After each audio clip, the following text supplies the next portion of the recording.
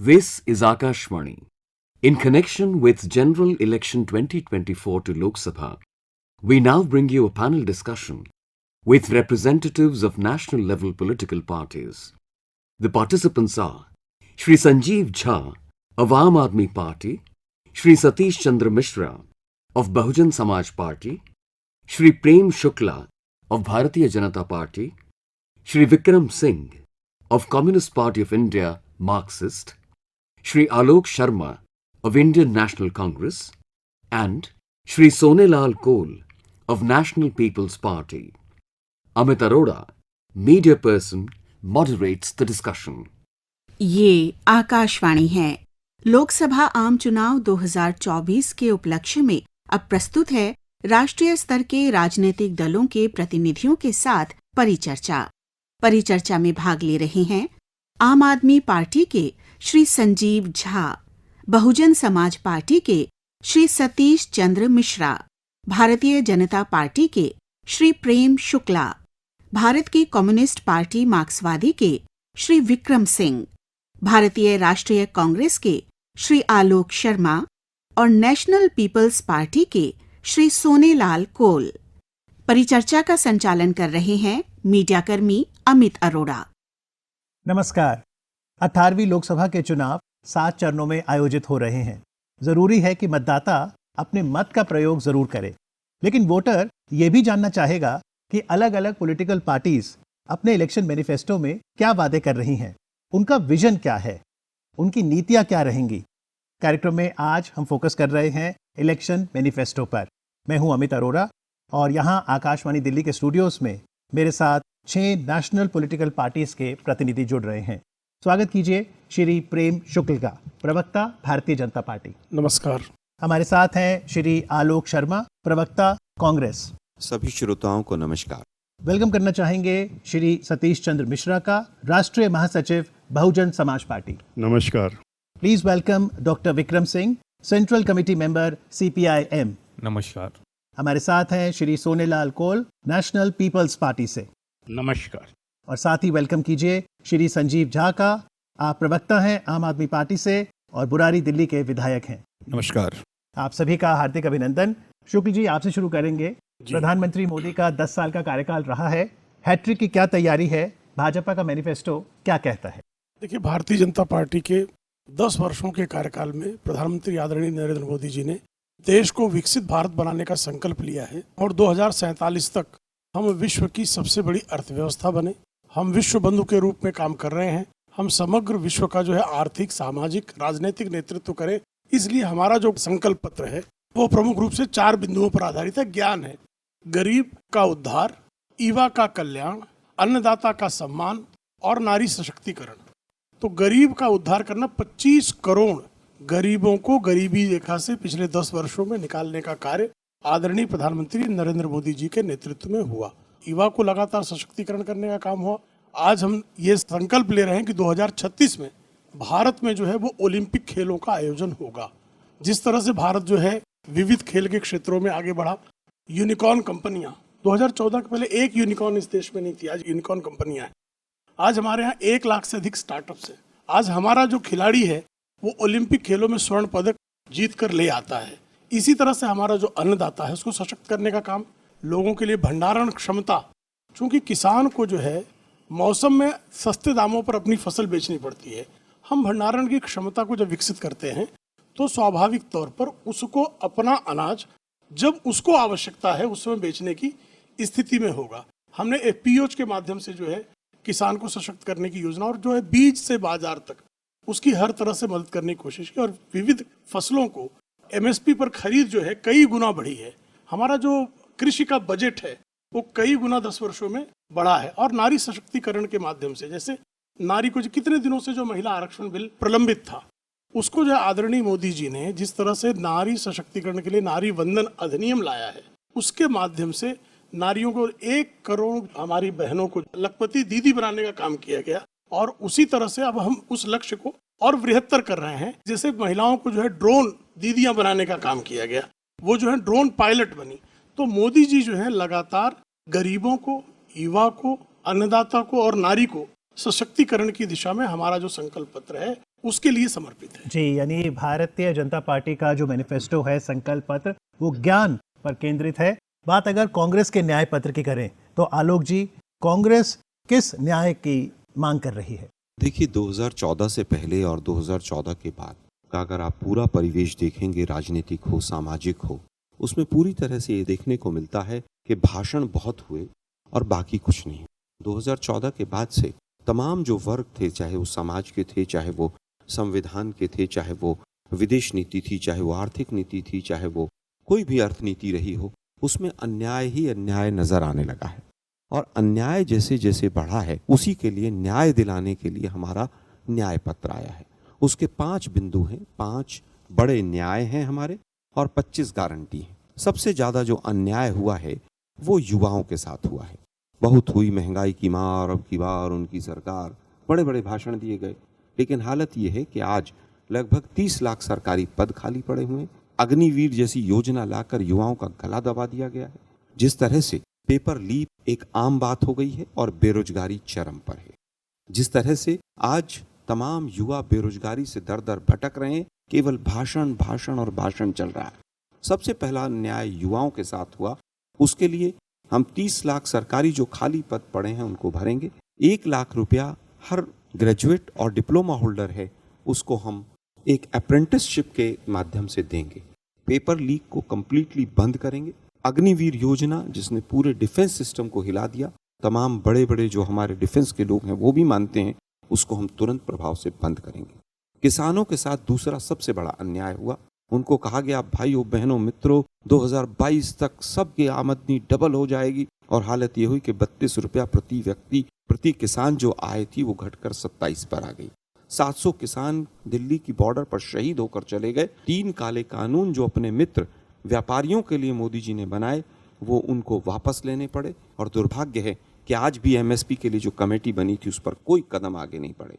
MSP की हम guarantee देंगे, किसानों की आय बढ़ेगी। जीएसटी से तमाम किसानों के उपकरणों, खाद, बीज को बाहर निकालेंगे। तीसरा जो अन्याय सबसे ज्यादा हुआ पिछले 10 वर्षों में वो महिलाओं के साथ था। महिलाओं के ऊपर आप देखिए किस तरह से हाथरस, उन्नाव, कठवा, कानपुर और तमाम घटनाएं ऐसी हैं, और हालत यह है कि आज रेप की घटनाओं में लगभग डबल का इजाफा है। हर घंटे हिंदुस्तान में 3 महिलाओं का रेप हो रहा है। लेकिन भाषण था, बहुत हुआ महिलाओं पर अत्याचार, अब की बार उनकी सरकार, और आज उनका कोई सुध लेने वाला नहीं है। तीसरा, भागीदारी योजना के तहत हम पूरी तरह से जो भी समाज के अलग अलग वर्ग के लोग हैं उनकी जनगणना, आर्थिक तौर पर, सामाजिक तौर पर उनका हेड काउंट सब करा के, और जो भी नियम और नीतियां बनेंगी उसको लेकर आगे बढ़ेंगे। आज हालत यह है कि दलित, एससी और एसटी दोनों के ऊपर जो अन्याय हो रहा है, उनके ऊपर जो अत्याचार हो रहा है, लगभग उसमें 50% की वृद्धि हुई है। उसको किस तरह से दूर किया जा सकता है उसको हम दूर करेंगे। अंतिम न्याय जो है वो संवैधानिक आधार पर है कि हम संवैधानिक आधार पर, चाहे वो राज्यों के हक हों, चाहे जांच एजेंसियां हों, जिस भी जांच एजेंसी को आप उठाकर देख लीजिए उसका दुरुपयोग हुआ है। राजनीतिक विद्वेष के कारण 2 चुने हुए मुख्यमंत्री आज जेल के अंदर हैं, और तमाम ऐसे केसेस हैं, लगभग 96% ईडी ने जो एक ही तरफ दर्ज किए हैं। हम तमाम इन जांच एजेंसियों से किस तरह से न्याय मिले इसकी तरफ आगे बढ़ाएंगे। अंत में केवल यही कहना चाहूंगा, गरीब महिलाओं को 1 लाख रुपया सालाना परिवार में एक महिला को देंगे ताकि महिला सशक्तिकरण किया जा सके। ये अन्याय से न्याय की जो यात्रा है ये खड़गे साहब, माननीय राहुल गांधी जी के नेतृत्व में आगे बढ़ेगी, और मोदी जी की बौखलाहट ये कहती है कि मैनिफेस्टो का तीर सही निशाने पर लगा है। जी, यानी भारतीय राष्ट्रीय कांग्रेस के मैनिफेस्टो की बात करें तो न्याय पत्र में 5 न्याय और 25 गारंटी की बात है। सतीश चंद्र मिश्रा जी हमारे साथ हैं बहुजन समाज पार्टी से। सबसे पहले तो आकाशवाणी के श्रोता जानना चाहेंगे, सतीश जी, बसपा इलेक्शन मैनिफेस्टो ज्यादातर लेकर नहीं आती। नहीं, ज़्यादातर नहीं, हम लोग कभी भी लेकर नहीं आते हैं। हम लोग इस पे बिलीव नहीं करते हैं कि पूरी जनता को और सबको हम लोग धोखे में रखें। धोखा इसलिए हम कहते हैं, जितना मैनिफेस्टो आप उठा के देख लीजिए, जितनी भी पार्टीज़ हों, हम एक पार्टी की बात नहीं कर रहे हैं, जितनी पार्टी मैनिफेस्टोज लाती हैं उनको मैनिफेस्टो ला करके खाली प्रलोभन दिया जाता है। चुनाव के समय बड़ी बड़ी प्रलोभन वाली बातें कही जाती हैं कि हम आपको ये कर देंगे, वो कर देंगे, सूरज चांद ला के दे देंगे, लेकिन मिलता क्या आखिर में जो उनके पास था वो भी छीन लिया जाता। तो फिर मतदाता को बताएं कैसे? अब बसपा लोकसभा चुनाव में किन मुद्दों के साथ उतरेगी? देखिए, बहुजन समाज पार्टी की कई 4 बार हमारी नेता बहन मायावती जी मुख्यमंत्री उत्तर प्रदेश की रही, जो सबसे बड़ा प्रदेश है इस देश का, और जहां लगभग 22 से 24 करोड़ लोग रहते हैं। उन्होंने जिस तरह से कार्य करके दिखाया, जो काम किए, हम लोग उस पर किस तरह से चलते हैं। हम लोग बाबा साहब डॉक्टर भीमराव अंबेडकर ने जो संविधान बनाया है, उसके तहत में जो भी लोगों के अधिकार हैं, जिस तरीके से आगे बढ़ने का मौका मिलना चाहिए, उसको हम लोग देते हैं। अब जैसे कि आप देखिए, हम लोग संविधान जो बाबा साहब ने बनाया, एक बनाया धर्मनिरपेक्ष संविधान, जिससे कि सभी लोग यहाँ पर आपस में भाईचारा बना के रह सकें। हम लोग उस पर बिलीव करते हैं। हम लोग कह के चलते हैं कि हम संविधान के तहत में भाईचारा बना के चलेंगे, और हम लोगों का ये मानना भी है हमारी पार्टी का कि अगर डेमोक्रेसी इस देश में बचा के रखनी है तो उसके लिए सेकुलर रहना पड़ेगा और सेकुलरिज्म के साथ चलना पड़ेगा। हम लोगों का ये भी मानना है कि जो ये गरीब तबका है, जिसको कि हमेशा उपेक्षा की जाती है, खास तौर से जो आज अनएम्प्लॉयमेंट है, जो यूथ है, रिजर्वेशन जो बाबा साहब ने संविधान में दिया, उसको जिस तरीके से एक क्रमबद्ध तरीके से, खाली एक ये नहीं कहेंगे हम 10 वर्षों में, इसके पहले से शुरू हो गया और पूरे देश में उसको धीरे धीरे धीरे खत्म करने का काम चल रहा है। जहाँ जहाँ SC, ST, OBC इनका रिजर्वेशन जहाँ हो सकता था, वहाँ पर ला करके आज प्राइवेटाइजेशन कर दिया गया है। प्राइवेटाइजेशन का दौर शुरू करा गया और वो आगे बढ़ता ही चला जा रहा है। प्राइवेटाइजेशन करके आपने रिजर्वेशन खत्म करने का सबसे अच्छा तरीका यही निकाला गया कि सरकारी नौकरी ही नहीं होगी तो रिजर्वेशन कहाँ से मिलेगा, और इसीलिए रिजर्वेशन को खत्म करने के लिए सरकारी नौकरियां खत्म करने का तरीका प्राइवेटाइजेशन करके जितनी भी संस्थाएं, चाहे ONGC हो, रेलवेज हो, सरकारी संस्थाएं जहां बड़ी लाखों में संख्या में नौकरियां आती थी, उन सबको प्राइवेटाइज करने के लिए धीरे धीरे रेलवेज भी प्राइवेटाइज कर दी गई। और इतना ही नहीं, जहां पर कि स्टेट का काम जो ड्यूटी है संविधान के तहत में जगहों पे, उन संस्थाओं पे भी, जैसे कि जल निगम है, जल संस्थान है, जितनी भी ये डेवलपमेंट अथॉरिटीज़ होती हैं हर शहर में, नगर निगम्स हैं, ये सारे काम जो हैं ये सरकार के काम करती हैं और लोकल बॉडीज़ कहलाती हैं। लेकिन इनमें भी धीरे धीरे सारी नौकरियां, जहां सबसे ज़्यादा लोकल लोगों को नौकरियां मिलती थी, वो ख़त्म करने के तरीका निकाला गया कि कॉन्ट्रैक्ट में दे दिया गया। सारे काम कॉन्ट्रैक्ट्स में कर दिए गए। कॉन्ट्रैक्टर जो है उसके ऊपर कोई बंदिश नहीं है कि आप रिजर्वेशन फॉलो करेंगे, आप इस तरीके से लोगों को एम्प्लॉयमेंट देंगे। खाली रिजर्वेशन नुकसान इस तरीके से नहीं हो रहा है, इसमें उन लोगों का भी नुकसान हो रहा है जो रिजर्वेशन के बाहर जनरल कैटेगरी के हैं। वो क्यों हो रहा है? क्योंकि जब जॉब होगी तो उनको भी मिलेगी और इनको भी मिलेगी। 50% अगर रिजर्वेशन है तो 50% रिजर्वेशन नहीं भी है, तो उनको जो जॉब्स मिलनी थी उसकी जगह आजकल कॉन्ट्रैक्टर्स आ गए और उनके थ्रू गए। बहुजन समाज पार्टी ये बिलीव करती है कि अब रिजर्वेशन को खाली जुडिशरी एक ऐसी चीज़ है जिसके तहत में न्याय मिलता है और न्याय की उम्मीद लोग करते हैं कि हमको यहाँ से न्याय मिलेगा। रिजर्वेशन जो है सिर्फ डिस्ट्रिक्ट जुडिशरी तक है। हाई कोर्ट, सुप्रीम कोर्ट में रिजर्वेशन न होने की वजह से आज आप उठा के देख लीजिए, एक कहीं होगा नहीं तो 2 होंगे, इससे ज़्यादा पूरे आपको कहीं किसी भी उच्च न्यायालय में और माननीय सर्वोच्च न्यायालय में इस कैटेगरी के लोग नहीं मिलेंगे। और इसीलिए वो लोगों को, इस कैटेगरी के लोग जो हैं वो समझते हैं कि हमको न्याय मिलने के लिए ऐसे लोग भी होने चाहिए जो हमारी व्यथा समझें, जो हमारे बारे में जाने, लेकिन ऐसा नहीं है। अनएम्प्लॉयमेंट आज चरम सीमा पे है। अनएम्प्लॉयमेंट बढ़ता ही जा रहा है, इस हालत में पहुंच गया है कि लोग सड़कों पे उतरने के लिए मजबूर हो रहे हैं। हमेशा भाषणों में कही जाती है गरीबी दूर कर देंगे, वो कर रहे हैं।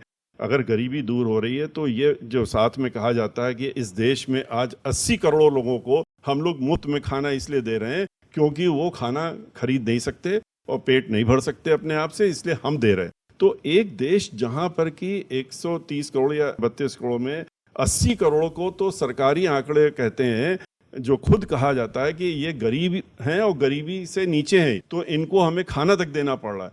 तो इसमें कोई पीठ थपथपाने की बात तो नहीं है, खुश होने की बात नहीं है।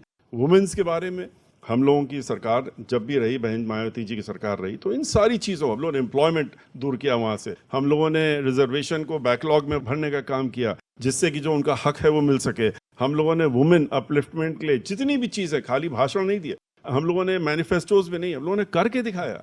वुमेन अपलिफ्टमेंट के लिए हम लोगों ने, एक बच्ची जो पैदा होती है किसी गरीब परिवार में, तो उसको उस समय में 2007 की बात कर रहे हैं, हम लोग 1 लाख रुपया बहन मायावती जी ने उसको जिस दिन पैदा होती थी उनके परिवार के लोगों को देने का काम किया, जिससे कि आगे चल के उससे वो पढ़ाई कर सके और अपना जीवन अच्छा चला सके। और उसकी खाली इंटर तक नहीं है, बल्कि ग्रेजुएशन की भी मुफ्त पढ़ाई करने का इंतजाम सरकार ने उठाया और सरकार ने किया, और ये होना चाहिए, ये पूरे देश में होना चाहिए। और इसी प्रकार से जो फार्मर्स हैं उनके लिए एक भी फार्मर सोसाइटी उस समय आपको उत्तर प्रदेश में सुनने को नहीं मिली होगी, जो आज रोज हम लोग सुनते हैं कि फार्मर ने सुसाइड कर लिया। उनको एमएसपी की बात आज हर पार्टी कर रही कि एमएसपी हम देंगे, हम आएंगे तो हम काम करेंगे। एमएसपी अगर देनी थी पहले भी दिया, 10 साल के पहले भी दी जा सकती थी, नहीं दी गई।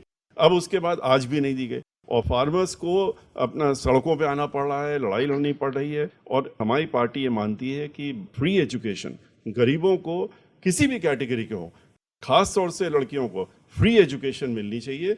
और फ्री एजुकेशन हम लोगों ने देने का काम किया। हम लोगों ने इतना ही नहीं किया, हम लोगों ने इन लोगों को जैसे SC ST या OBC या जो गरीब लोग थे उनके लिए हम लोगों ने उत्तर प्रदेश में ऐसे कॉलेजेस बनाए। कॉलेजेस के साथ में ये भी व्यवस्था करी कि वो IAS IPS कंपटीशन में उनको तैयार करने का काम मुफ्त में देने का काम किया, उनके लिए हॉस्टल्स बनवाए। इसीलिए हम लोग करके दिखाते हैं। हम लोग खाली ये आम जनता को ये नहीं बताना चाहते हैं हमको वोट दे दो, हम ऐसा कर देंगे, और फिर करना नहीं है। जी, शुक्रिया सतीश जी। डॉक्टर विक्रम सिंह हमारे साथ हैं, communist party of India Marxist से। लोकसभा चुनाव में आप जा रहे हैं, आपके मैनिफेस्टो के हाइलाइट्स क्या हैं?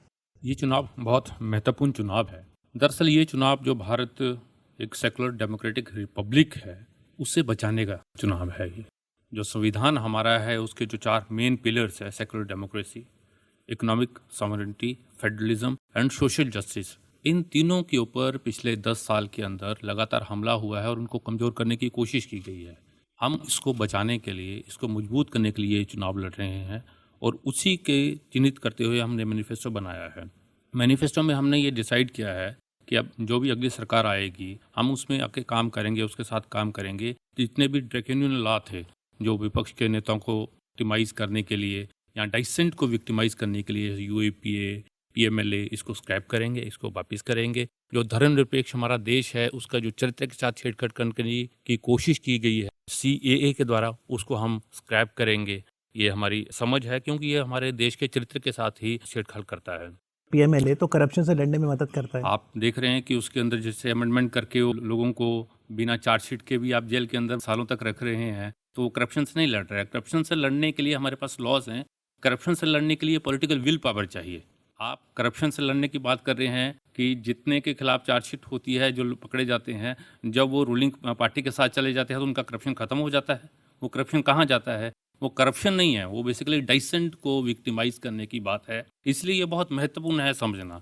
ये जो भ्रष्टाचार के खिलाफ लड़ने की दुहाई दी जाती है वो सारे भ्रष्टाचारी भाजपा के अंदर जाके साफ हो जाते हैं। ये देश को समझना बहुत जरूरी है और इसलिए चुनाव के अंदर हम इस बात के ऊपर बहुत जोर दे रहे हैं। पिछले जो 10 साल हुए हैं हमने ऐसी आर्थिक नीतियां अपनाई है कि अमीर इतना अमीर हो गया है कि उसकी संपत्ति का हम आंकड़ा भी नहीं समझ पा रहे हैं, और जो गरीब है उसको 2 जून की रोटी भी मुहाल नहीं है। इसको बदलने के लिए जो आपका टैक्स रिजीम है, आज भी जो आपका इनडायरेक्ट टैक्स है वो सबसे ज़्यादा है। जो कॉर्पोरेट टैक्स था उसको रिड्यूस कर दिया है, उसको बदलना पड़ेगा, उसको इंक्रीज करना पड़ेगा। Super rich tax, wealth tax और जो इनहेरिटेंस टैक्स है संपत्ति के ऊपर, उसको हम लागू करने की बात करते हैं। विक्रम जी, वेल्थ टैक्स तो 57 में आया था और तकरीबन 10 साल पहले उसे विड्रॉ कर लिया गया क्योंकि एडमिनिस्ट्रेटिव कॉस्ट ज़्यादा थे, टैक्स कम आता था। तो आपके अनुसार वेल्थ टैक्स और इनहेरिटेंस टैक्स दोनों को वापस लाना होगा। आप देखिए ना, आपको रेवेन्यू चाहिए, आपको रेवेन्यू रेलवेज को बेचकर, एयर इंडिया को बेचकर, अपने सरकारी संपत्तियों को बेचकर जो रेवेन्यू जनरेट कर रहे हैं वो आप लोगों को मूर्ख बना रहे हैं। बेसिकली वो जो आपकी भारत की संपत्ति है, लोगों की संपत्ति है, उसको प्राइवेट को बेच रहे हैं। रेवेन्यू का परमानेंट जो प्रावधान है वो टैक्स के जरिए होगा और वो टैक्स जो आपका इनडायरेक्ट नहीं, वो डायरेक्ट टैक्स होगा। इसलिए हम इसके ऊपर बात कर रहे हैं और इससे जो टैक्स इकट्ठा होगा वो लोगों के ऊपर खर्च हो।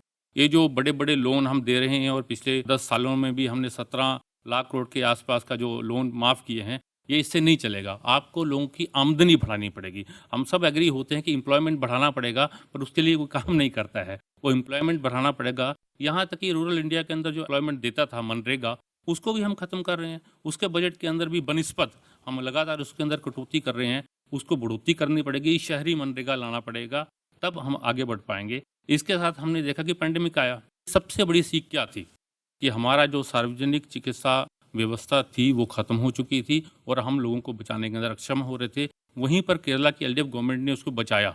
वो उसकी ये नहीं थी कि वो बहुत सक्रियता से काम किया, वो तो था ही, पर उसके लिए वहाँ का आधार था जो पब्लिक सेक्टर का हेल्थ सिस्टम था, वो मजबूत करना पड़ेगा। उसके अंदर 5% जो जीडीपी का है वो खर्च करना पड़ेगा। इसी तरह शिक्षा, हम बोल रहे हैं मानव संसाधन है, युवाओं का देश है, वो बोलने से नहीं होगा, उनको ट्रेनिंग देनी पड़ेगी, एजुकेशन देना पड़ेगा और उसके लिए 6% ऑफ जीडीपी शिक्षा के ऊपर खर्च करना पड़ेगा। उसके बिना वो नहीं होगा। और हायर एजुकेशन के अंदर जो प्राइवेटाइजेशन हो रहा है, 72% के आसपास बच्चे जो प्राइवेट में जा रहे हैं, उसको रोकना पड़ेगा। किसानों की बात चुनाव के समय सबको याद आती है। 10 साल के अंदर हमें किसान याद नहीं आए। वो सड़क पे थे, एक फ़ोन दूर थे, पर वो फ़ोन कभी आया नहीं। अभी कमेटियां बनी हैं, एमएसपी पे भी कमेटी बनी है, पर जब हम एमएसपी पे कमेटी बोलते हैं तो एमएसपी का मतलब है क्या, ये बोलना बहुत महत्वपूर्ण है। वो है C2+50, कॉस्ट ऑफ प्रोडक्शन +50। ये एक ऐसा, मैं मानता हूं कि किसानों को मूर्ख बनाने की बात है कि आप सीधा बोल दें कि एमएसपी, पर एमएसपी है क्या? ये जो A2 हम कर रहे हैं वो एमएसपी नहीं है। स्वामीनाथन की रिकमेंडेशन के अकॉर्डिंग और स्वामीनाथन की जो तमाम सिफारिशें हैं उनको लागू करना, वो हम मानते हैं वो बहुत महत्वपूर्ण है। उसके बिना किसानी नहीं हो और पाएगी। जैसा आलोक जी ने कहा, आप भी लीगल गारंटी के पक्ष में बिल्कुल, मैं उसी पे आ रहा हूँ, लीगल गारंटी, और साथ में जीएसटी जो किसानी के इनपुट्स कॉस्ट है उसको बढ़ाता है, उससे उसको बाहर करना पड़ेगा। उसके बिना ये आपका जो हमारी किसानी बचेगी नहीं। इसी जरिए हम देश के अंदर आगे बढ़ पाएंगे।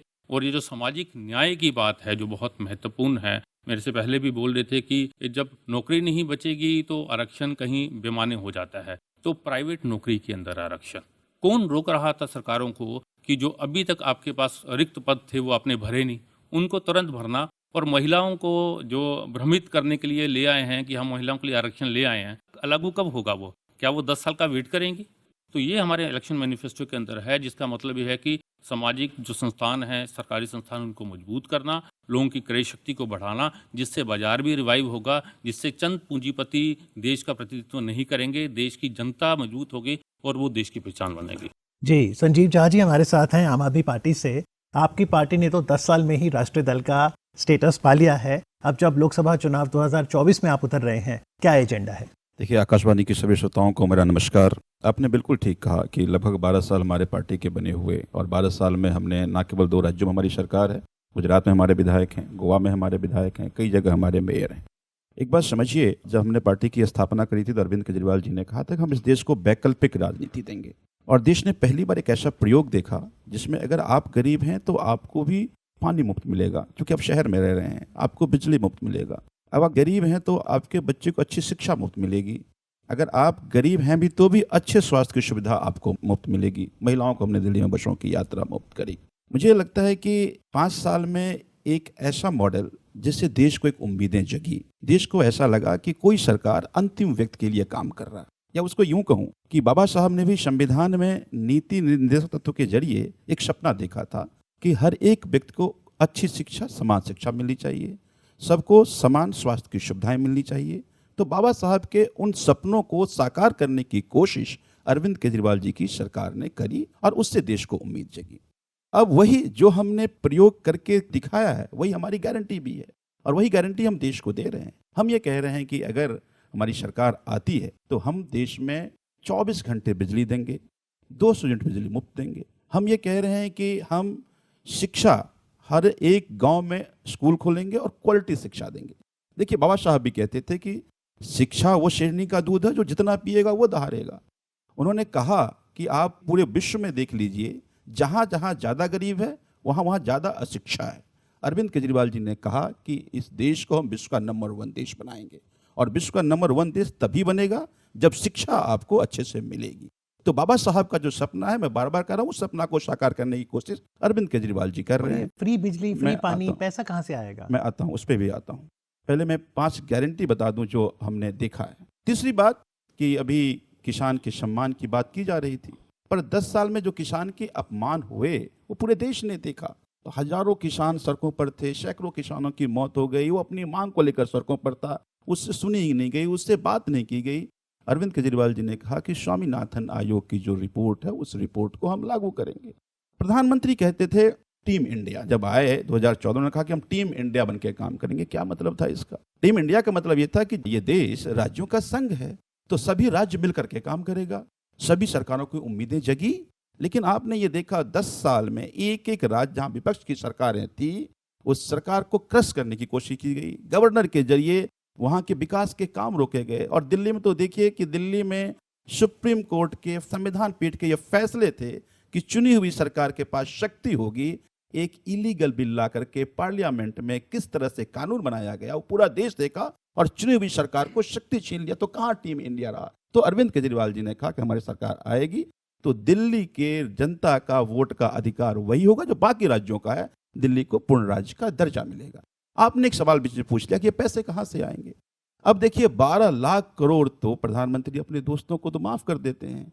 हमने पूरा कैलकुलेशन, अरविंद जी ने पूरा कैलकुलेशन बताया कि अगर पूरे देश में हर गांव में स्कूल खोल दीजिए और अच्छी शिक्षा दे दीजिए, 5 लाख 5.5 लाख करोड़ का खर्चा है। अच्छे स्वास्थ्य की सुविधा पूरे देश में अगर आप मोहल्ला क्लिनिक और हर डिस्ट्रिक्ट में अगर सुपर स्पेशलिटी हॉस्पिटल खोल दीजिए आप, तो लगभग वही 4.5 लाख करोड़ 5 लाख करोड़ का खर्चा है। यानी उसी 12.5 लाख करोड़ में हम जितने गारंटी दिए वो सारे गारंटी पूरा हो सकते हैं, ये मुश्किल नहीं है। और अगर ये सारे गारंटी पूरा हो जाए तो ये देश विश्व का नंबर 1 देश बन जाएगा। और यही सपना के साथ हम सब लोगों के बीच में जा रहे हैं। देखिए एक बात समझिए, प्रधानमंत्री कहते थे सबका साथ सबका विकास, साथ तो सबका रहा, विकास केवल चंद अरबपति उनके दोस्तों का हुआ। एक कंपनी का प्रॉफिट 16 गुना हो सकता है, बताइए कोई एक देश का नागरिक जिसका प्रॉफिट या जिसकी आय 16 गुना बढ़ गया हो। तो मुझे लगता है कि अब हर अंतिम व्यक्ति के साथ न्याय की जरूरत है। और जो बाकी साथियों ने कहा, इस बात की चिंता तो देश में है कि देश की इंडिपेंडेंट जांच एजेंसियां जिसकी जिम्मेदारी ये थी कि वो इंडिपेंडेंट इकाई बन के काम करे, आज ऑपोजिशन को क्रश करने की कोशिश की जा रही है। आज ऑपोजिशन अगर कोई आवाज उठा ले तो उसको जेल भेज देता। पहली बार देश ने देखा कि 2 सिटिंग सीएम आज जेल में हैं। तो मुझे लगता है कि ये लड़ाई अब वो जो जनतंत्र हमें मिली उसको कमजोर करने की साजिश की जा रही है, कोशिश की जा रही है। वो संविधान में जो हमारे अधिकार हैं उस अधिकार को छीनने की कोशिश की जा रही है। ये लड़ाई इस देश के जनतंत्र को बचाने की, मजबूत करने की और बाबा साहब के सपने को, बाबा साहब के संविधान को बचाने की लड़ाई। जी thank you Sanjeev ji. National People's Party NPP के सोनेलाल जी हमारे साथ हैं। आपके क्या मुद्दे हैं लोकसभा चुनाव में इस बार? बड़ी सौभाग्य की बात है कि हमारी छोटी सी पार्टी को, जिसका जन्म 12 साल पहले हुए, शायद संभवतः आपकी जो पार्टी है एनपीपी पार्टी है और एपीपी पार्टी का जन्म एक ही साथ हुआ था, 1 महीने आगे पीछे। पर उनकी प्रगति और हमारी प्रगति में अंतर ये है कि हम नॉर्थ ईस्ट में ही बंधे रहे और नॉर्थ ईस्ट में ही रहे। दूसरा, सबसे पहले कुछ कहने के पहले मैं कुछ थोड़ी सी भूमिका बनाना चाहता हूँ कि इस पार्टी के संस्थापक हमारे पूर्व लोकसभा अध्यक्ष पीए संगमा जी थे और उन्होंने इस पार्टी का निर्माण किया। उनका जो विज़न था वो विज़न ये था, being a tribal of north east, उनका विज़न था कि ट्राइबलों की आवाज़ कोई नहीं सुनता। लोकसभा के अध्यक्ष होने के नाते वो सब तरह के डिबेट सुनते थे, परंतु कमज़ोर वर्गों के बारे में कोई बात कहने के लिए हिम्मत नहीं रखता था। तो उन्होंने सोचा ट्राइबलों को कि हमारी एक ट्राइबल फोरम है, उस पर हम लोगों ने बैठक किया। तो माननीय हमारे संगमा जी ने एक पार्टी बनाने का निर्णय लिया और जिससे 2012 में इस पार्टी का जन्म हुआ। इस पार्टी का जो मुख्य लक्ष्य रखा गया है, being a tribal, not only tribal की बात हम नहीं सोच रहे हैं, ट्राइबल होने के साथ उन्होंने सबसे पहले जो फोकस कार्य किया वो 3 चीज़ों का काम किया। पहला जो फोकस किया, एक ट्राइबल फोकस नंबर 1, दूसरा महिलाओं का पर फोकस ज़्यादा और तीसरा यूथ पर फोकस दिया, क्योंकि यही हमारी 3 रीढ़ी है। अगर महिला ना हो तो विकास कार्य सब ठप हो जाएगा, युवक ना हो तो विकास कार्य में कौन सहयोग देगा, और करना किसको है? सभी पार्टी दुहाई दे रही, सब पार्टी ट्राइबलों को लेकर के, एससी को लेकर के झंडा गाड़ करके जहाँ भी होती मैं ये करूँगा ये करूँगा। तो संगमा जी ने सोचा कि क्यों ना हम अपनी पार्टी बनाकर हम अपने ढंग से काम करें। तो उन्होंने ये कार्य किया। दुर्भाग्य से वो स्वर्गवासी हुए। उसके बाद उनके सुपुत्र श्री कोनार्ड के संगमा जी ने उनका स्थान ग्रहण किया और उनकी जो मनोकामना थी, जो चाहते थे, उसको पूरा काम श्री कोनार्ड संगमा जी अभी लगे हुए हैं। मैं बड़ा गौरव अनुभव करता हूँ sir. He is well qualified MBA from London university, royal university के बड़े चीफ इस वक्त हैं। उनकी दूरदर्शिता इतनी है कि वो सब समझते हैं कि हमें किस तरह रेज करना है, ट्राइबलों को किस करना है, तो 4 की विश्वास की ओर लगे हुए हैं। बड़ा सौभाग्य की बात है कि हमारे बीजेपी के साथ हमारी गठजोड़ है, हम उनके सहायक हैं। तो उनके सहयोग से जो योजनाएं होती हैं हम उनको कार्यान्वित कर रहे हैं। अब नॉर्थ ईस्ट की बात जहां आती है, सबसे समस्या है नॉर्थ ईस्ट में। मणिपुर में डेलीगेट लेकर के हम गवर्नर साहब से भी मिलने गए तो उसको बहुत कोशिश की। जब मेघालय असम से अलग हुआ तब से अभी भी सीमा का समस्या नहीं सुलझी, उसको करके हमारे क्षेत्र में डाल दिया। तो अब उसकी समस्या का समाधान हो रहा है, बहुत उच्च है। हम किसी से लड़ते नहीं, किसी की बुराई नहीं करते, हम अपना कार्य करते हैं। हम जानते हैं 75 साल 70 साल से हमको किस तरह देश का दबाया गया, क्या कर रहे हैं, अब हमको करना क्या चाहिए। तो जब तक हम स्वयं स्टैंड होके नहीं करें, I am belong to from the Madhya Pradesh, tribal community का मैं, तो मैं अपना दर्द समझता हूँ। क्या होता है ट्राइबलों के बारे में सभी कोई लोग वाह वाह करते हैं, तो मैं तो चाहता हूँ सभी पार्टियाँ अपना वाह वाही ना लूटते हुए ट्राइबलों को आगे करें। सबसे बड़ी जो कमजोरी है इस वक्त इकोनॉमिक दृष्टि से ट्राइबलों में है। दूसरा, लीडरशिप नहीं, अगर लीडरशिप बनते भी हैं तो आने नहीं देते। अगर ट्राइबल कुछ कहना चाहता है तो कोई पार्टी उठाने नहीं देती, क्योंकि उनका एजेंडा कुछ और होता है कि आप कुछ नहीं बोल सकते हो, तो अपनी आवाज़ वहीं वहीं दब जाती है। इस वक्त हमारी ज़मीनें जितनी ट्राइबलों की है, नन ट्राइबलों के पास में है। आप सर्वे करें तो जितनी भी थे, मैं बिलोंग टू मध्य प्रदेश का, Madhya Pradesh 47 seat 47 reserve seat, कितनी ज़मीनें हमने, कितने लाखों हेक्टर ज़मीन विदाउट परमिशन के कलेक्टर के गई हूँ सब, और वहाँ पर बड़े बड़े औद्योगिक घराने के वो बन रहे हैं, सब कुछ कर रहे हैं। तो ये बहुत सी समस्या है। हमारे संगमा जी ने, कोनार साहब ने सब तरह का कार्यक्रम मेघालय की जो दे करके बड़ा डेवलपमेंट किया। अब आप कभी भी गुवाहाटी से आप मेघालय जाइए, कितनी सुंदर सड़क बना दी गई है। स्कूल कॉलेज जो पूजे टूटे फूटे थे उन्होंने कितने ढंग से बना दिया तो है। पर्यटन बहुत बड़ा है, पर्यटन बहुत बनाया है, सब बहुत बड़ा बढ़िया कुछ कर रहा है। कभी आप लोग आइए, मौका दीजिए, वहाँ देखिए कितना सुंदर ढंग से शिलांग एक स्वर्ग हो गया है साहब, कि आप जाइए कभी। हमारा शिलांग उस जमाने में मैं उबड़ खाबड़ जमीन में गया, वो भी देख के आया हूँ, परंतु इस वक्त आप और 2 घंटे या 2.5 घंटे में जाए। तो बहुत कुछ कहना है, अब आप संक्षिप्त में न देते हुए, और मैं चाहूँगा कि आप हमें ट्राइबलों को सहयोग दें, हमें ट्राइबलों को उत्थान की बात करें और सही करें, रियलिटी करें।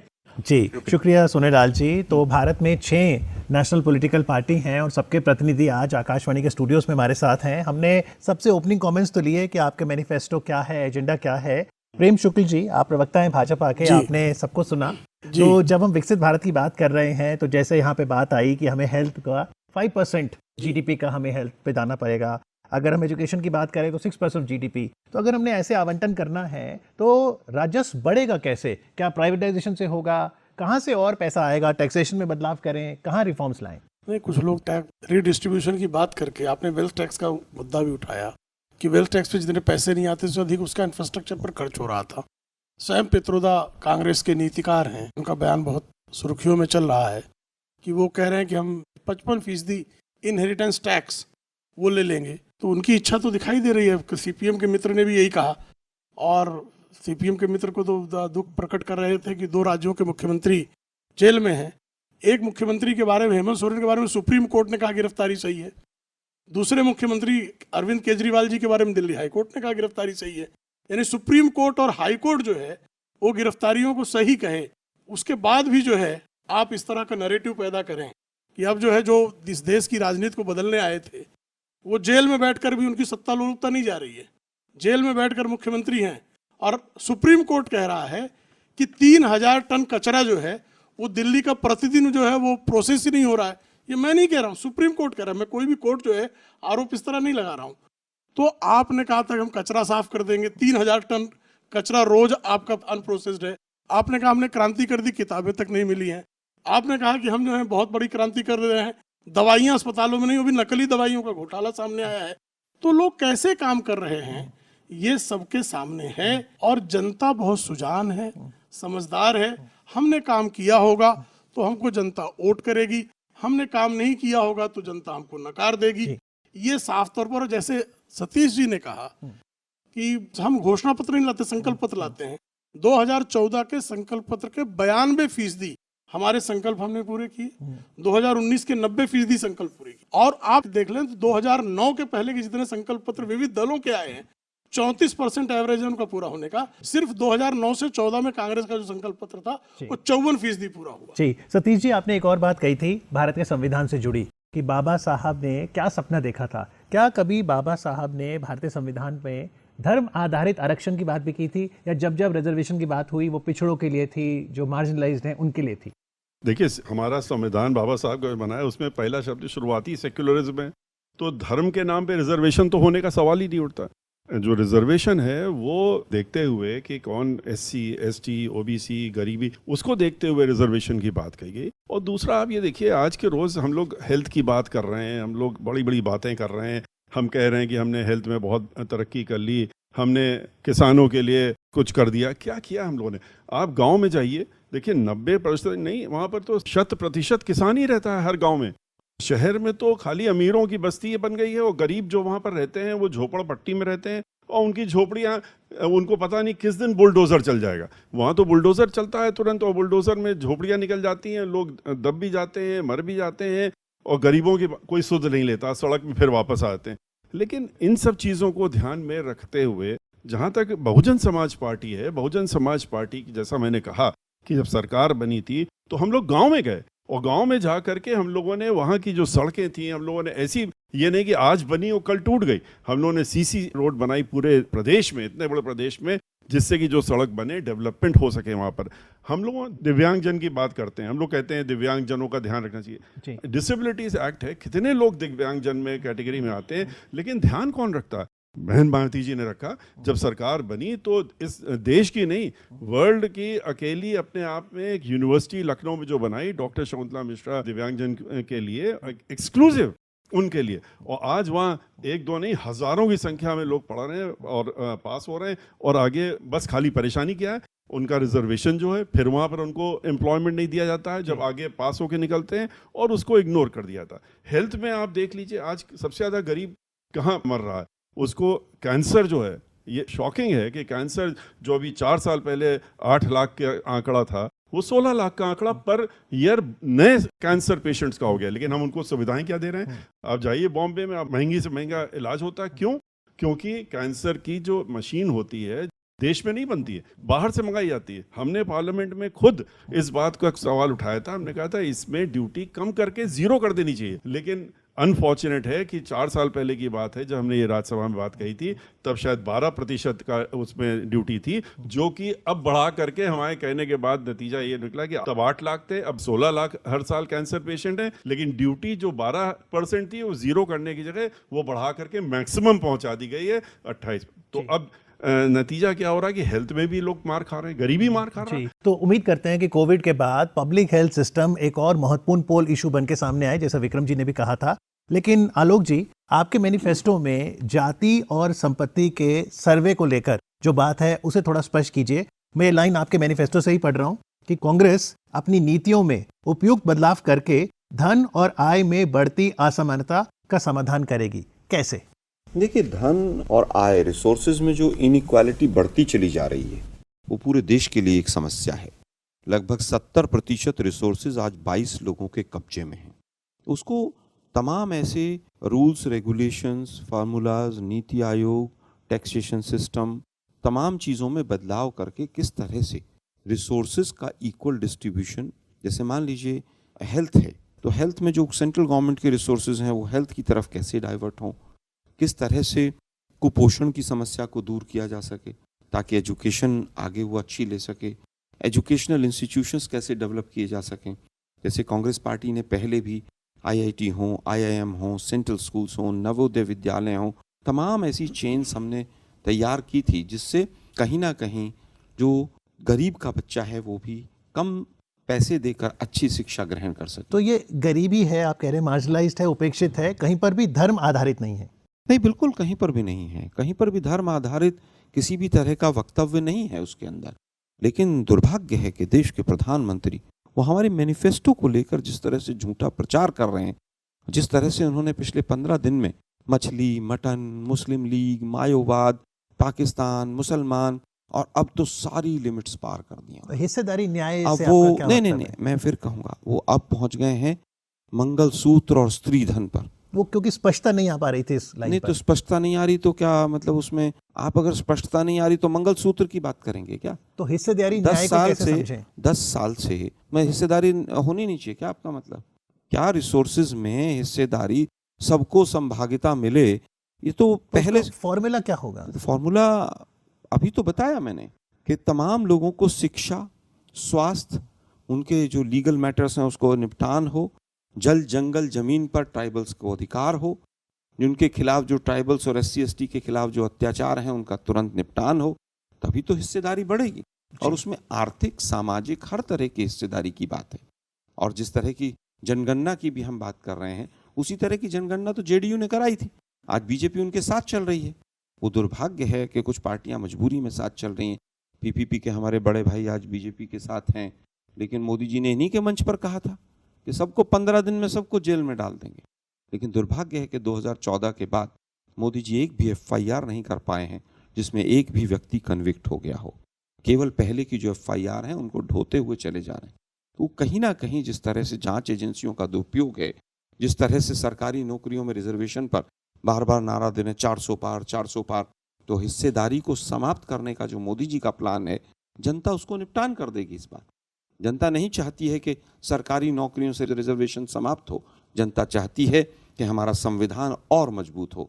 मोदी जी ने जिस तरह से संविधान को कमजोर करने का काम किया है और बार बार जो एक गलत चीज़ें फैला रहे हैं कि मनमोहन सिंह जी का जो स्टेटमेंट 2006 का है, अरे भी उसके बाद तो 8 साल तक वो देश के प्रधानमंत्री रहे। पर वो स्टेटमेंट तो 2006 में आया था। देखिए, स्टेटमेंट को भी तोड़ मरोड़ कर पेश किया गया है, लेकिन दुर्भाग्य है कि आजकल जर्नलिस्ट पढ़ते नहीं हैं।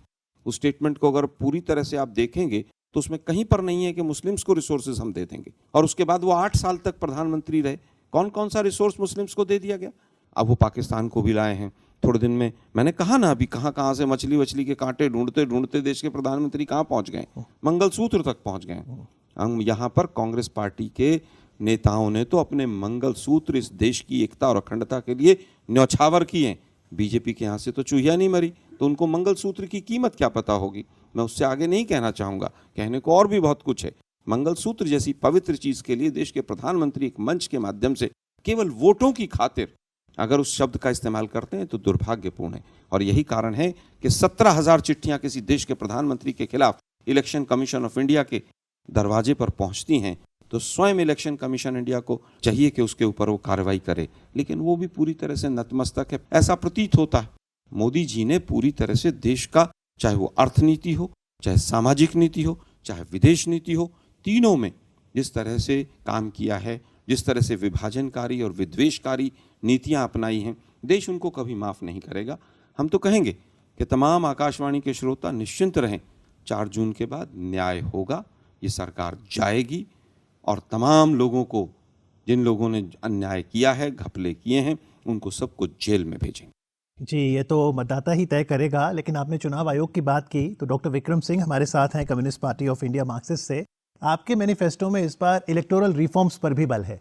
जी, हम पहले से ही बोलते आए हैं कि जिस तरह की व्यवस्था बनती जा रही है, वहाँ पे आम इंसान के द्वारा चुनाव लड़ना लगभग असंभव है। और जो इलेक्टोरल बॉन्ड का केस सुप्रीम कोर्ट ने स्ट्रक डाउन किया है, और उसके डाटा से जो पता चल रहा है वो बड़ा ही भयानक है। वो बेसिकली लोकतंत्र को कमज़ोर करता है और एक चुनी हुई तानाशाही की तरफ जाता है कि जिसके पास सत्ता है वो जैसे भी आदान प्रदान करके, सत्ता का दुरुपयोग करके कंपनियों से पैसा वसूल करे और उसकी एवज पे फिर वो चुनाव लड़े बड़ी व्यवस्था के साथ। हम ये मानते हैं कि जो चुनाव हैं वो पैसे के दम पे ना लड़े जाए।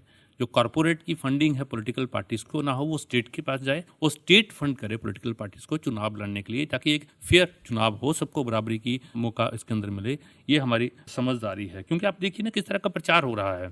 अभी बड़ा प्रचार है कि को नंबर दिए जा रहे हैं कि 90% हमने मैनिफेस्टो लागू कर दिया। मैं एक छोटा सा उदाहरण देना चाह रहा था। मैं विज्ञान का छात्र रहा हूँ, तो ICAR के साथ एक रिश्ता रहा है। ICAR एक बहुत अच्छा संस्थान है हमारा।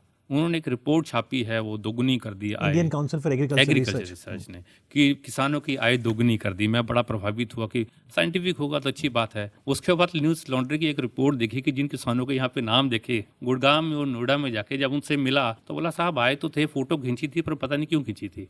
और जिनके पास 6 बीघा जमीन है, उनके पास 6 एकड़ जमीन बताई है। एक महाद्यत ऐसे है जिनको बताया है कि उनकी उम्र 2022 में 25 साल थी, वो अभी 18 साल के हुए हैं। अगर इसको बोलेंगे इन आंकड़ों के आधार के ऊपर आप डबल इनकम कर दिए हैं, आप बोले कि 90% हमने मैनिफेस्टो लागू कर दिया है, तब तो ये झूठ का पुलिंदा है और ये बहुत महत्वपूर्ण पर है। अब हम टेक्नोलॉजी भी यूज कर सकते हैं। लैंड रिकॉर्ड्स की बात की, अब तो ब्लॉकचेन टेक्नोलॉजी है, एकदम पारदर्शिता आ सकती है। एक तो उन्होंने इलेक्टोरल बॉन्ड पे बात की। CPM का जो है प्रवर्तन निदेशालय ने 100 इनकी अवैध संपत्तियां रेखांकित की हैं और इनके जो है अकाउंट्स हैं जो इन्होंने कभी भी जिसका हिसाब ही नहीं दिया। तो सीपीएम काले धन को जिस तरह से बढ़ाना चाहती है और इनके मुख्यमंत्री पर सोने की तस्करी का आरोप लगा, तो आप समझ सकते हैं कि इनकी किस तरह की दशा है। और निश्चित तौर पर अगर किसी प्रकार का दावा करते हैं तो साइंटिफिकली वेरीफाई किया जा सकता है। आदरणीय प्रधानमंत्री जी पहले प्रधानमंत्री हैं जिन्होंने कोई भी इंफ्रास्ट्रक्चर अगर कहीं डेवलपमेंट हो रहा है तो उस इंफ्रास्ट्रक्चर डेवलपमेंट की मीटिंग में वो हमेशा जो है साइंस एंड टेक्नोलॉजी का उपयोग करते हुए वहां की सैटेलाइट इमेजेस लेकर बैठते हैं। ये पहले प्रधानमंत्री हैं। जी सतीश जी, कम से कम आप वेलकम करेंगे कि आज़ादी के 70 साल में पहली बार चुनाव आयोग ने पारदर्शिता से कम वो डेटा तो डाला इलेक्टोरल बॉन्ड्स का। देखिए, अभी भारतीय जनता पार्टी, कांग्रेस पार्टी, हम सभी ने इलेक्टोरल रिफॉर्म्स की बात तो की, लेकिन क्या इलेक्टोरल रिफॉर्म्स हो रहे हैं? आज जब ईवीएम का इस्तेमाल जो हो रहा है, ईवीएम में सब लोग प्रश्न चिन्ह उठा रहे हैं, और खाली हम नहीं उठा रहे हैं, जनता नहीं उठा रही। पहले कांग्रेस जब सरकार में आई थी तो भारतीय जनता पार्टी की तरफ से माननीय सर्वोच्च न्यायालय में पिटीशन फाइल की गई थी। टेक्नोलॉजी के दौर में आप बैलेट पे मैं आपको बता रहा हूँ, पिटीशन फाइल की गई थी भारतीय जनता पार्टी की तरफ से सुप्रीम कोर्ट में, ये कहते हुए और एविडेंस देते हुए कि इस तरीके से इसमें मैनिपुलेशन हो सकता है, हुआ है। और उसके बाद जब भारतीय जनता पार्टी सरकार में आई तो उन्होंने कहा नहीं, अब हमको ईवीएम सूट कर रहा है, अब हम ईवीएम करते हैं। तो इलेक्टोरल रिफॉर्म्स में आप देखिए, हम पीछे आने की बात नहीं कर रहे हैं। ये कहा जाता है कि ईवीएम में 5,000 करोड़ रुपए खर्च करके आपने वीवीपैट खरीदा है, तो क्यों खरीदा? पर वीवीपैट से ट्रांसपेरेंसी तो बढ़ी है। क्या ट्रांसपेरेंसी बढ़ी? वीवीपैट में जो पर्ची कट के निकलती है 7 सेकंड के अंदर, काले शीशे के अंदर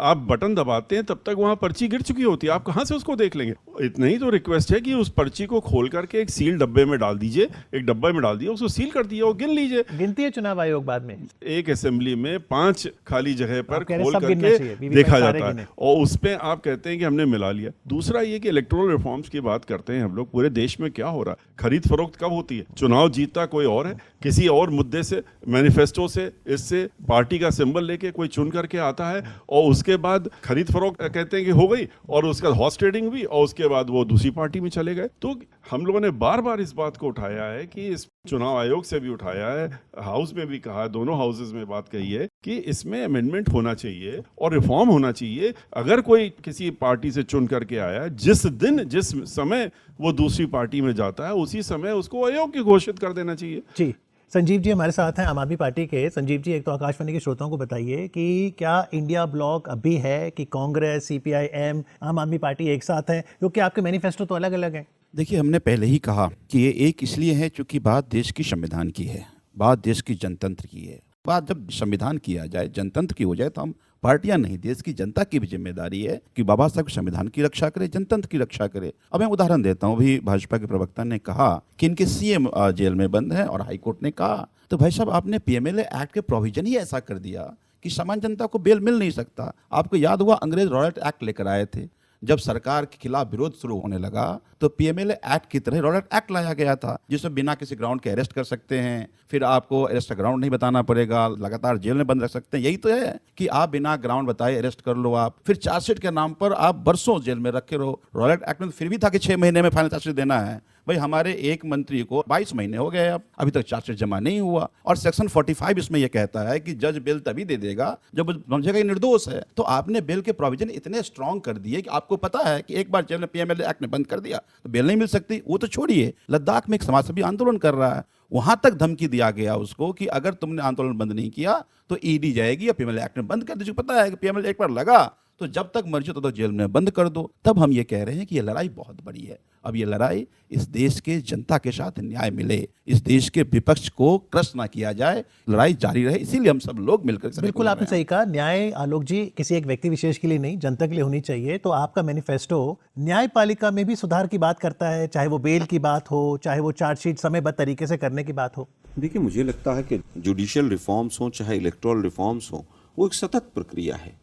आज क्राइम का तरीका अगर बदल रहा है, अगर आज साइबर क्राइम बढ़ रहा है, तो स्वाभाविक है कि उसके अनुसार नियम होने चाहिए। आईपीसी की तमाम धाराएं हो, कोई भी हो, जो भी उसका लीगल वे हो, उसमें कहीं ना कहीं बदलाव आते रहते हैं। तो जो 1 जुलाई इस साल से नए नियम आ रहे हैं, भारत दंड संहिता, उसको वेलकम करते हैं आप? देखिए, वो तो जब आएंगे तब पूरा देश ही वेलकम करेगा। जिस मर्जी को जेल में डाल दो, जजों को भी जेल में डाल दो जो सरकार से सवाल पूछे। अभी तो जो पीएमएलए कानून कुछ लोगों पर, कुछ प्रोविजन में, कुछ सेक्टर में एप्लीकेबल है, अब तो सारा हर थाना जो है वो ईडी का दफ्तर हो जाएगा। थोड़े दिन रुक जाइए आप, हर एसएचओ की पावर इतनी हो जाएगी कि जिस मर्जी को अंदर जेल में डाल दे। केवल वो बीजेपी का पट्टा नहीं पहने होना चाहिए। या फिर वो पटका पहन के जाए, तब वो छूट सकता है। तो वो जो वॉशिंग मशीन है वो हर थाने में एक वॉशिंग मशीन लग जाएगी। अभी तो केवल बीजेपी के कार्यालय में लगी तो है। आप ये तस्वीर कैसे बदलेंगे? मैनिफेस्टो में आपने क्या लिखा है? देखिए, मुझे लगता है कि हमारी सरकार आ रही है 4 जून को, और जो भी तमाम प्रोविजंस जो धक्काशाही से 150 सांसदों को सस्पेंड करके राज्यसभा लोकसभा से आप तमाम कानून पास जो कर रहे हैं, संविधान को ताक पे रख के, किसी मैटर को सेलेक्ट कमेटी में नहीं भेजते हैं, किसी मैटर पे प्रॉपर डिस्कशन नहीं होता है, केवल हम दो और हमारे दो की जो सरकार चल रही है, 3 कृषि के काले कानून आते हैं, एक दिन डिस्कशन नहीं होता है, नोटबंदी जैसा सबसे बड़ा भ्रष्टाचार का कांड हो जाता है और देश के प्रधानमंत्री 8 बजे आकर पूरे देश को पाठ पढ़ा के चले जाते हैं। उनको समझ नहीं आया कितने लोगों के मंगलसूत्र बिक गए होंगे तो नोटबंदी संसदीय में। सुधार में आपका प्रावधान था कि एक दिन ऐसा भी हो कि विपक्ष एजेंडा तय करे?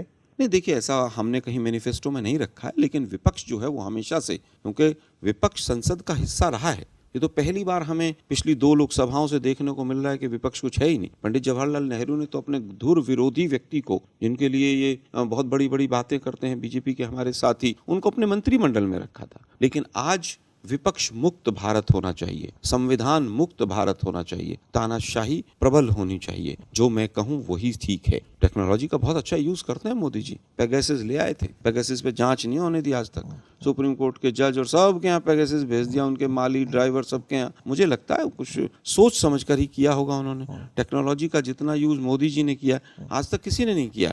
वो तो ड्रोन से अभी सेब भेज रहे थे, पर पता चला वो सारे सेब अडानी ने खरीद लिए, वो भेज नहीं पाए। पर अब तो ड्रोन दीदी भी है जिससे कृषि क्षेत्र में मदद मिलेगी। लेकिन अगर हम भारत की छवि विश्व पटल पर देखें, आपके मैनिफेस्टो में विश्व बंधु की बात है, तो 10 साल में आप कैसे देखते हैं? क्या भारत की छवि विश्व पटल पे बहुत सुधरी है? हमने देखा G20 का आयोजन, आगे क्या उम्मीद करेंगे? निश्चित तौर पर भारत की जो छवि है उसमें लगातार जो है आपकी ये दशा थी कि 2014 के पहले भारत की जो विदेश मंत्रालय से संबंध दमयंती खोब्रागड़े जो हैं उनका कैविटी चेक अमेरिका में होता था, आपने देखा था ये।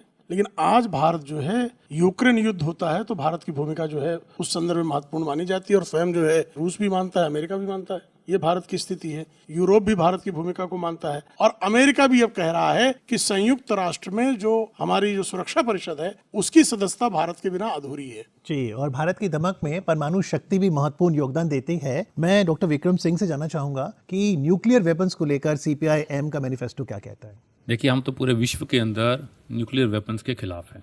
वो हमारी समझ है कि पूरे विश्व के अंदर जो परमाणु हथियार है वो होने ही नहीं चाहिए। पर अगर भारत के पड़ोसी मुल्कों के पास है तो भारत को आत्मरक्षा के लिए, मैं ये बोल रहा हूँ कि नॉन अलाइन मूवमेंट के समय भारत ने एक बहुत महत्वपूर्ण रोल प्ले किया था, उसी रोल की जरूरत है आज।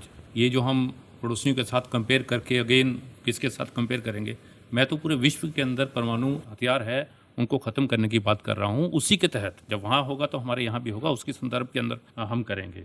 एक बात मेरे को बड़ी महत्वपूर्ण लग रही थी, अभी बोल रहे थे कि बड़ी सारी संस्थाओं का नाम ले रहे थे, वैश्विक संस्थाओं का, कि हमारा मान बड़ा है, पर जब ग्लोबल हंगर इंडेक्स की बात आएगी तब हम बोलेंगे हम उनको नहीं मानते हैं। बात आएगी कि हमारे यहाँ पर जो ह्यूमन डेवलपमेंट इंडेक्सेस कैसे हैं तब हम उनको नहीं मानेंगे। तो ये बड़ा दोहरा सा चरित्र है कि जब वहाँ पर जब हमारा कंपैरिजन पड़ोसी मुल्कों से भी नीचे हो रहा है, भूख सूचकांक में हम 55 थे, 111 पे पहुंच गए हैं, तब वो हमारे लिए अच्छे नहीं है। जी, लेकिन विक्रम जी ये तो मानना होगा कि भारत अभी आर्थिक शक्ति की अगर बात करें, सोनेलाल जी 5वें स्थान पे आ गया और भाजपा ने कहा है कि अगले टर्म में भारत टॉप 3 में आ जाएगा। लेकिन अगर भारत में विकसित राष्ट्र बनना है तो सोनेलाल जी आर्थिक शक्ति के साथ साथ सॉफ्ट पावर बनना होगा। उत्तर पूर्वी राज्यों की बात करें तो आपने पर्यटन कहा बहुत अच्छा चला है, स्पोर्ट्स को आप कैसे देखते हैं? तो जैसा प्रेम शुक्ला जी ने कहा कि 2036 में भारत सपना देख रहा है कि हम ओलंपिक्स की मेजबानी करें, तो आपको लगता है खेल हो, संस्कृति हो, पर्यटन हो, भारत एक सॉफ्ट पावर बन के भी उभरा है? आपके कहने के पहले ही ओलंपिक की बात सोच रहा था।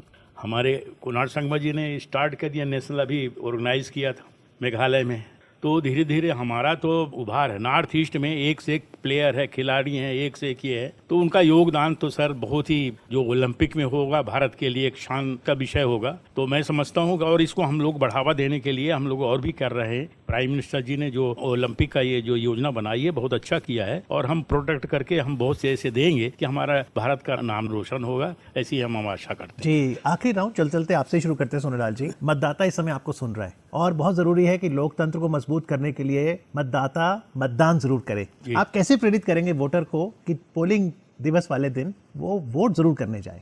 सर, इसके लिए तो चुनाव आयोग ने दिशा निर्देश जारी कर दिए हैं कि एट द टाइम आप चुनाव के समय वो नहीं होना चाहिए, इतने क्षेत्र पे नहीं होना चाहिए, तो उसके हिसाब से हमें अनुपालन करते हुए करना चाहिए। और हम लोग जो है घर घर जा कर के ये काम कर सकते हैं और हमारा ये काम होता है, अंतिम तक भी यही काम करते हैं। अभी हम मीटिंग करके आए, अभी ये इलेक्शन की भी कल परसों, तो दिशा निर्देश भी दिया गया है कि आपको करना क्या है, कैसे करना है। तो हमारा एक सबसे बड़ा तरीका यही होता है कि हम घर घर जाकर ये करें, भी साइलेंटली आवाज दें, कुछ करें, और उसके एरिया के बाहर हम नहीं जा सकते। चुनावी सरगर्मी में बहस भी होगी और गर्म माहौल भी होगा, बाहर भी भीषण गर्मी है। मतदाता को कैसे प्रेरित करेंगे संजीव जी कि वो फिर भी वोट करके आए? देखिए, मुझे लगता है संविधान में बाबा साहब ने सबसे बड़ा अधिकार जो दिया वो वोट का अधिकार। अगर आपको ये लगता है कि हाँ देश में तानाशाही हो रही है, अगर आपको लगता है कि देश में जो वादा किया वो पूरा नहीं किया जा रहा, तो वो आप केवल वोट के जरिए बदल सकते हैं। तो अपने वोट का उपयोग जरूर करें। आप हो सकता है कि एक बार लगता है कि हम वोट नहीं डालेंगे क्या फर्क पड़ता है, आप उसके शिकार जरूर हो जाते हैं।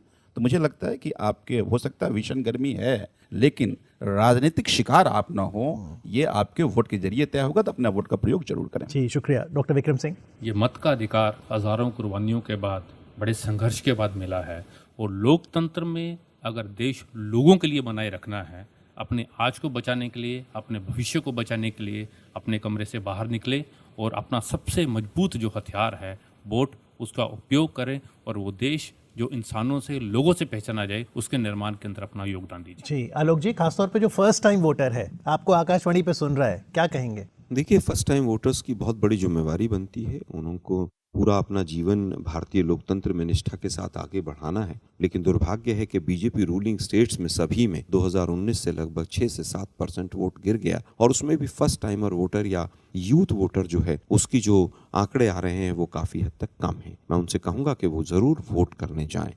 भ्रष्टाचारी सरकार को हटाना है, झूठ और जुमलों की सरकार को हटाना है, और इस बार वोट डालकर अडानियों की सरकार को हटाकर हिंदुस्तानियों की सरकार को बनाना है। हाथ बदलेगा हालात, अपना वोट जरूर दें और जुमलों से मुक्ति पाएं।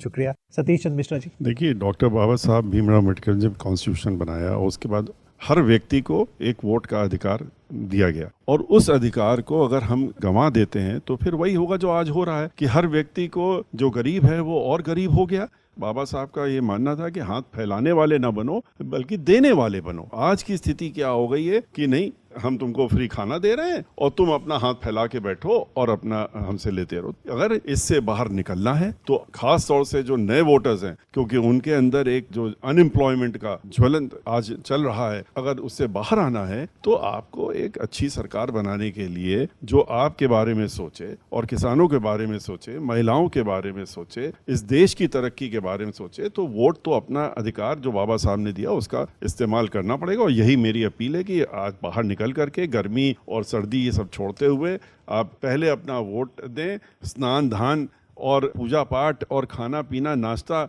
बाद में लौट करके करिए, सबसे पहले जाकर के वोट करिए। और यही अपील हमेशा हमारी पार्टी की मुखिया बहन मायावती जी करती हैं, वही हम लोग फिर से कर रहे हैं। पहले मतदान फिर जलपान। प्रेम शुक्ल जी। देखिए, विकसित भारत को बनाने के लिए आप करें योगदान, इसलिए करें मतदान। आपका सशक्त और समृद्ध हो ज्ञान, इसलिए करें मतदान। निश्चित तौर पर जो है आदरणीय नरेंद्र मोदी जी के आह्वान पर भारत को विकसित भारत बनाने के लिए हर कोई मतदान करेगा। जी, तो चुनाव का पर्व, देश का गर्व। उम्मीद है कि प्रत्येक नागरिक अपनी जिम्मेदारी निभाएगा, मतदान अवश्य करेगा। और आप सभी पॉलिटिकल पार्टीज को लोकसभा चुनाव के लिए बहुत बहुत शुभकामनाएं। आज आकाशवाणी दिल्ली के स्टूडियोज में आके चर्चा करने के लिए आपका बहुत बहुत आभार। Thank you very much.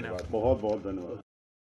अभी आप लोकसभा आम चुनाव 2024 के उपलक्ष्य में राष्ट्रीय स्तर के राजनीतिक दलों के प्रतिनिधियों के साथ परिचर्चा सुन रहे थे। परिचर्चा में भाग ले रहे थे आम आदमी पार्टी के श्री संजीव झा, बहुजन समाज पार्टी के श्री सतीश चंद्र मिश्रा, भारतीय जनता पार्टी के श्री प्रेम शुक्ला, भारत की कम्युनिस्ट पार्टी मार्क्सवादी के श्री विक्रम सिंह, भारतीय राष्ट्रीय कांग्रेस के श्री आलोक शर्मा और नेशनल पीपल्स पार्टी के श्री सोनेलाल कोल। परिचर्चा का संचालन कर रहे थे मीडिया कर्मी Amit Arora. In connection with General Election 2024 to Lok Sabha, you were listening to a panel discussion with representatives of national level political parties. The participants were Shri Sanjeev Jha of Aam Aadmi Party, Shri Satish Chandra Mishra of Bahujan Samaj Party, Shri Prem Shukla of Bharatiya Janata Party, Shri Vikram Singh of Communist Party of India, Marxist, Shri Alok Sharma of Indian National Congress and Shri Sonelal Kaul of National People's Party. Amit Arora, media person, moderated the discussion. This broadcast came to you from the Delhi station of Akashvani.